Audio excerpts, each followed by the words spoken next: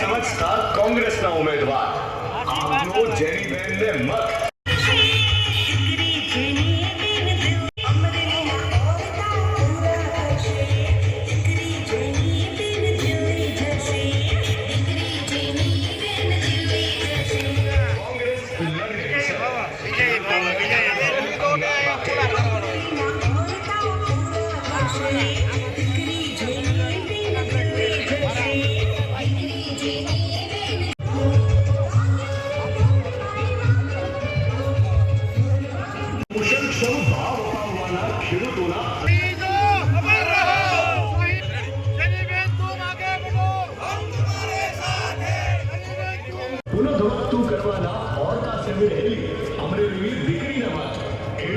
જેનીબેન ઠુમરને મત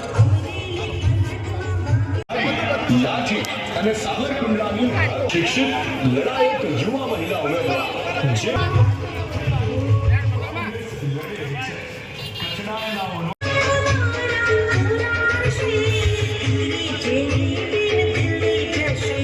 જેનીબેન ઠુમરે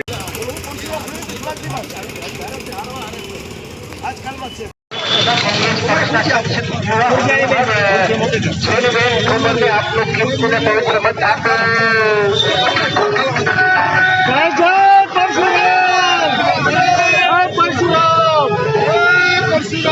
जय परशुराम जय जय परशुराम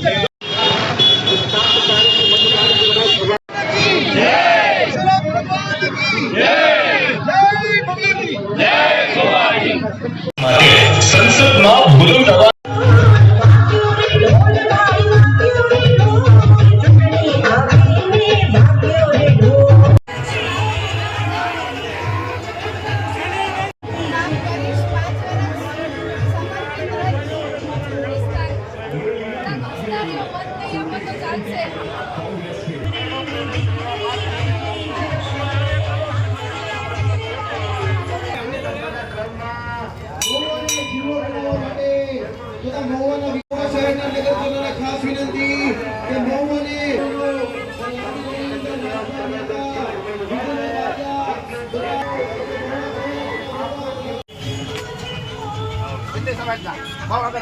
નમસ્તે. એકવાર પરિવર્તન જરૂરી છે અને મહુવા વાસીઓ જ મહુવા વાસીઓને સમજાવી શકે એટલે મારા વતી સમજાવજો. એક વખત યુવાનો કમાન્ડ લેજો. 5 વર્ષ માટે બંધાયેલી રહીશ વિકાસના કામ માટે. એ જો બધાય ગૌરવ થશે. તમારી સાથે રામસિંહભાઈ કેવું ન પડે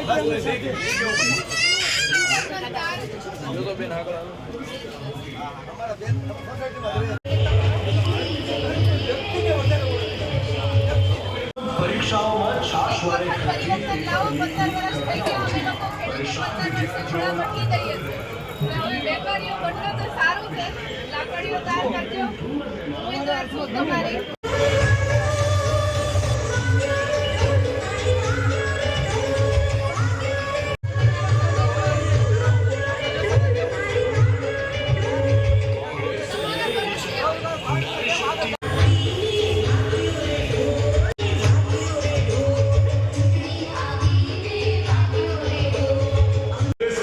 યુવા ઉમેદવારને મત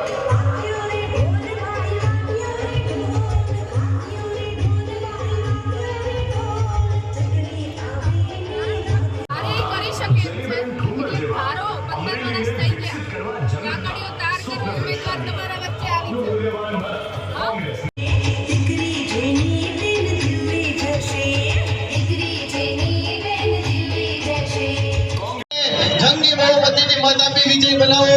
પરિવાર મહુવાની બજારને મહુવાને જિલ્લો બનાવવા માટે બધા મહુવા તાલુકા, બધા મહુવા શહેર, બધા મહુવા ગ્રામ્ય કોંગ્રેસ. ભારત માતા કી જય.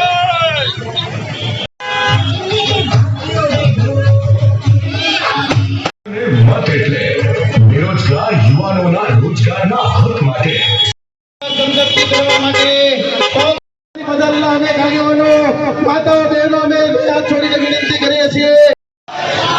જેનીબેન તુમ આગે બઢો. બોલો ભારત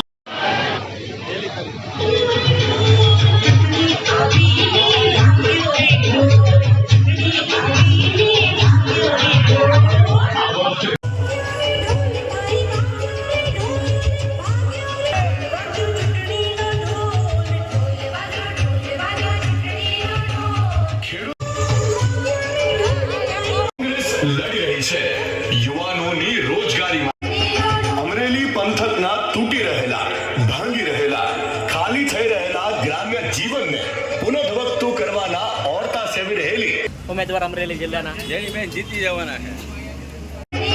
અમરેલી પંથકના તૂટી રહેલા, ભાંગી રહેલા, ખાલી થઈ રહેલા ગ્રામ્ય જીવનને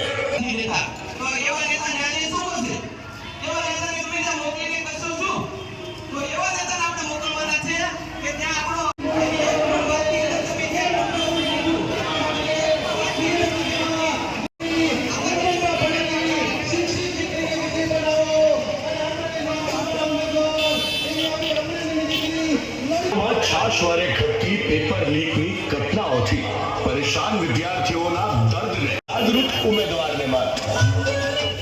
વિદ્યાર્થીઓ આપણે જ્યાં સભા કરવાની હોય, આપણા વડીલોને સાંભળવાના હોય, એટલે બધા ભાઈઓ અંદર જાય.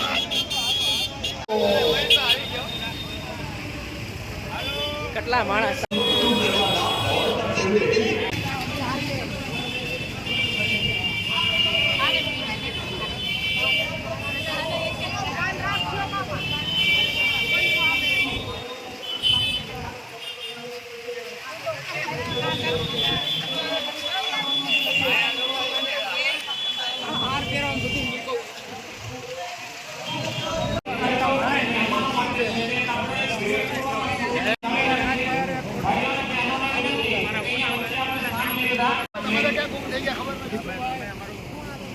અહીંયા આજુબાજુમાં જે મિત્રો બધા ઊભા છે અને વિનંતી કે ખુરશીમાં પોતપોતાનું સ્થાન લે.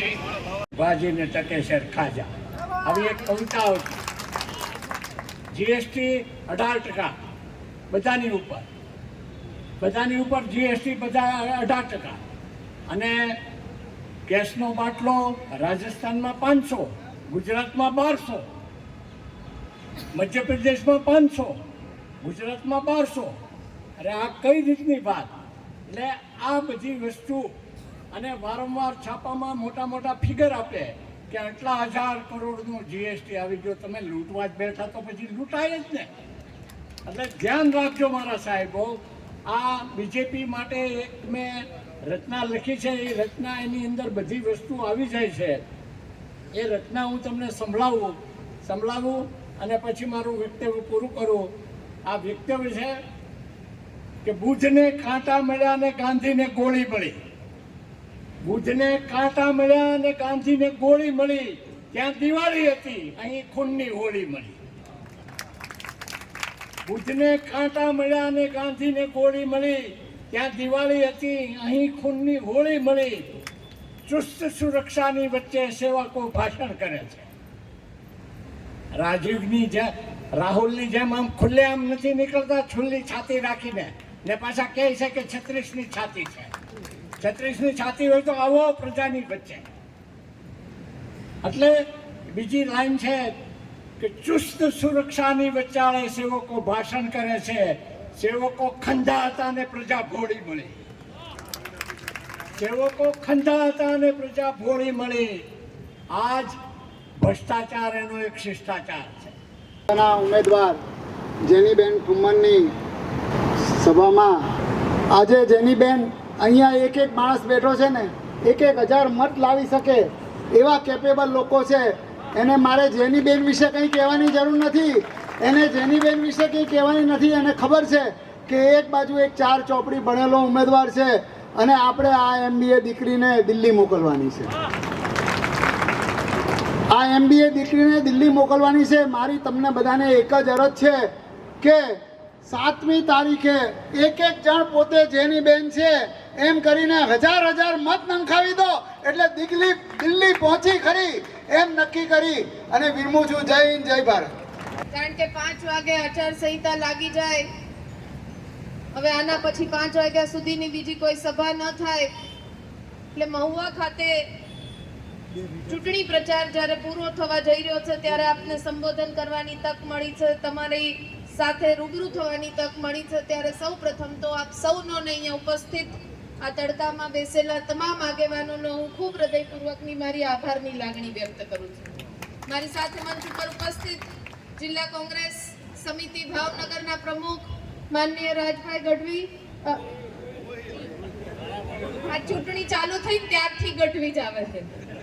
બોલો, ખરેખર એટલું ધ્યાન રાખીને હું બોલું તો છેલ્લે રાજભા ગઢવી થઈ જાય છે એટલે માફ કરી દે.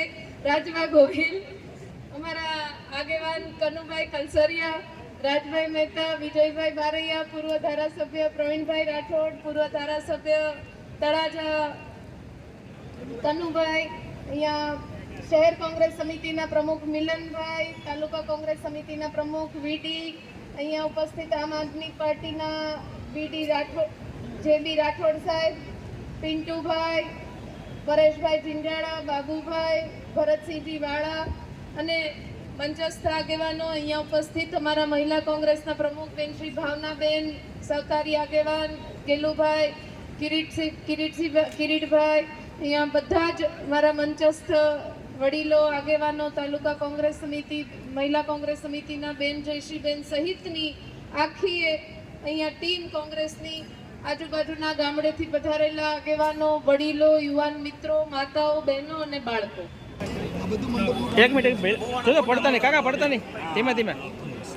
મારે સામેવાળાને તંબુ કાઢ નાખવા. તમે માંડવા રોકો છો ને મારે તંબુ કાઢ નાખવા. આપણે જે કાર્યકર મિત્રો વડીલ સમય લાગશે પણ ધીમે ધીમે બધું શરૂ થઈ જશે અને આ સભા મંડપમાં જ આપણે ભોજનની વ્યવસ્થા કરેલી છે તેમાં